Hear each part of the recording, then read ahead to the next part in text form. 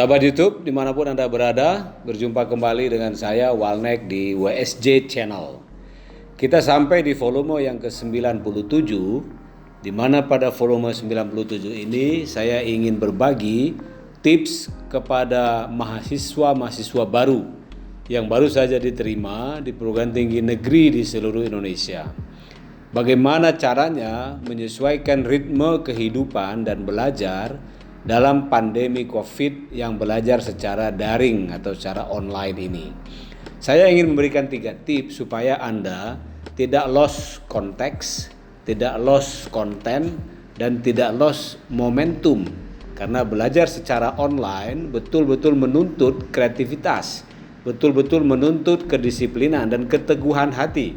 Banyak sekali godaan pada saat kita belajar secara online. Dan akhirnya kita tidak mendapat apa-apa terhadap mekanisme belajar secara online ini. Oleh karena itu, saya memberikan 3 tips kepada Anda, para mahasiswa baru yang sedang dalam kondisi belajar secara daring atau secara virtual.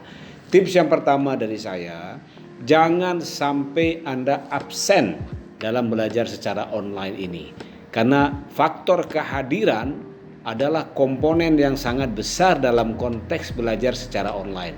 Saya mendengar beberapa perguruan tinggi waktu mengadakan ospek atau masa perkenalan beberapa minggu lalu itu sangat-sangat ketat.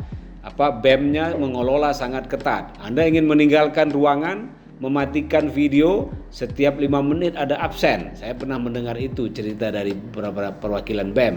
Nah, ini artinya adalah kehadiran secara online, secara daring itu menjadi kriteria yang sangat penting. Oleh karena itu, jangan pernah melalaikan, jangan pernah mencoba untuk absen untuk dalam momen-momen atau waktu-waktu pembelajaran secara online. Baik kegiatan belajar mengajar oleh dosen maupun kegiatan-kegiatan kemahasiswaan yang lain yang memang diwajibkan Anda untuk hadir atau ikut serta. Tips yang kedua dari saya adalah dalam momentum Anda belajar secara daring atau online itu, jangan lupa juga aktif bertanya. Karena penilaian kemampuan atau penilaian tambahan Anda belajar secara online itu juga ditentukan dari keaktifan Anda. Tidak hanya aktif masuk tepat waktu, disiplin masuk tepat waktu, tetapi juga aktif dalam berinteraksi.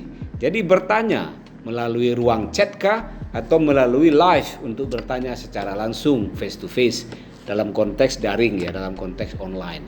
Jadi keaktifan Anda bertanya, keaktifan Anda mengklarifikasi dalam pembelajaran atau proses belajar mengajar itu juga menjadi nilai tambah bagi Anda untuk nilai Anda yang akan diberikan oleh dosen-dosen pengampu mata kuliah yang bersangkutan. Dan tips yang ketiga dari saya, ini yang paling penting dan jarang atau sangat sering dilupakan oleh mahasiswa karena tanda kutip terlena dalam belajar secara online, malas-malasan dalam memanfaatkan waktu.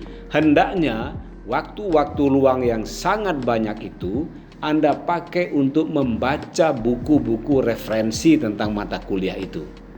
Jadi tatap muka atau belajar secara daring atau online dirasa tidak cukup untuk bisa menambah pengertian dan pemahaman Anda terhadap kuliah-kuliah atau topik-topik yang dilakukan dalam pembelajaran tersebut, yang diberikan dalam pembelajaran tersebut. Karenanya membaca buku adalah sebuah kewajiban di waktu-waktu yang banyak sekali senggangnya untuk Anda lakukan, sehingga Anda akan bisa mengikuti mata kuliah demi mata kuliah itu, mengikuti kurikulum demi kurikulum itu dengan baik dan dengan maksimal.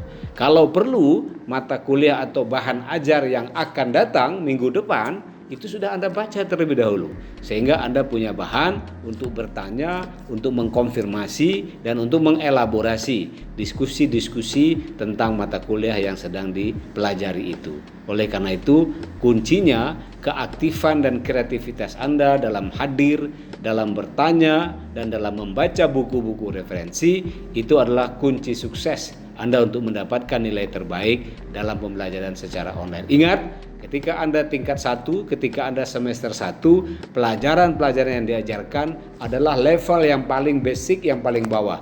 Jangan sampai nilai Anda jeblok di semester 1 dan semester 2. Pergunakan kesempatan dan usaha maksimal Anda untuk mendapatkan nilai di semester 1 dan semester 2 paling tinggi. Kalau perlu A semua, atau ya mungkin ada beberapa B. Tapi jangan sampai Anda sia-siakan nilai Anda jeblok di semester 1 dan 2. Kedepannya semester 3 dan 4 yang akan lebih spesialis, itu akan berpengaruh terhadap motivasi, akan berpengaruh terhadap ekspektasi Anda dalam belajar lancar, menamatkan kuliah tepat pada waktunya. Itulah 3 tips dari saya, mudah-mudahan bisa membantu Anda mengalami masa transisi dalam kehidupan Anda dari masa SMA ke masa perkuliahan, di mana pada masa perkuliahan ini kemandirian, otonomi dan kreativitas Anda sangat dituntut sebagai kunci sukses Anda untuk menyelesaikan pelajaran atau kuliah dengan maksimal. Terima kasih. Di balik kesulitan pasti ada kemudahan, di balik kesulitan pasti ada kemudahan. Salam.